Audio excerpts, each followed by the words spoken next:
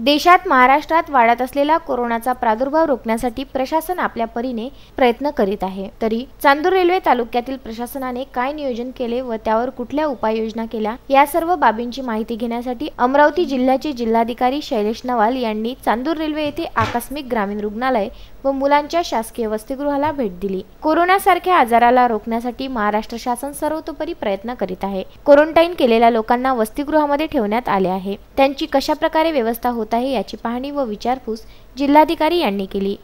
Chandur railway येथे Covid care सेंटरचं आणि आपल्या शेल्टर होमची तपासणी करण्यात आली असून अत्यंत समाधानकारक इथे उभारणी करण्यात आलेली आहे आणि एक आवर्जून एक आनंदाची गोष्ट अशी पण वाटते की जवळपास 2 ते 2.5 लोकांना इकडचे स्वसेवी संस्था, पत्रकार संघ आणि बाकी सगळे भामाशाही लोकांनी त्याच्यामध्ये मदत घालून शासनच्या कामाला एक हातभार लावलेले आहे। त्यासाठी इकडचे सगळे लोकांना आणि स्थानिक सर्व संस्थांचा मनापासून आभार व्यक्त करतो आणि आपल्याला अमरावतीला कोरोनामुक्त करायचेच आहेत। त्यासाठी जे काय आपल्याकडे दिशानिर्देश येतात, सर्दी, खोकला, ताप किंवा श्वसन संदर्भात काय जर दिक्कत आली असेल तर आपण लवकरच फीवर क्लिनिकला यावे। आपण एक विशेष तपासणी मोहीम सुरू करण्यात आलेली आहे।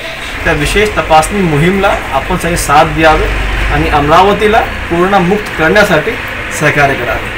धन्यवाद। यावेळी उपविभागीय अधिकारी गायकवाड, तहसीलदार राजेंद्र इंगळे, मुख्याधिकारी मेघना वासनकर, तालुका आरोग्य अधिकारी जयस्वाल, गटविकास अधिकारी अल्मास सय्यद, आरोग्य निरीक्षक नितीन इमले, वैद्यकीय अधीक्षक मरस कोल्हे, गृहपाल देशमुख उपस्थित होते। या भेटीमध्ये चांदूर रेल्वे तालुक्यातील महाराष्ट्र ग्रामीण रोजगार हमी योजनेचे कामे कुठल्या ग्रामपंचायतीमध्ये सुरू आहे या बाबतीत माहिती जाणून घेतली व आरोग्य विभागामार्फत संपूर्ण तालुक्यातील तसेच शहरातील प्रत्येक घरोघरी जाऊन त्यांना कुठला आजार आहे का याबाबत सर्वे करून माहिती गोळा करण्यात आली। विदर्भ न्यूज करिता चांदूर रेल्वे येथून बंडू आठवले व राजू शिवनकर।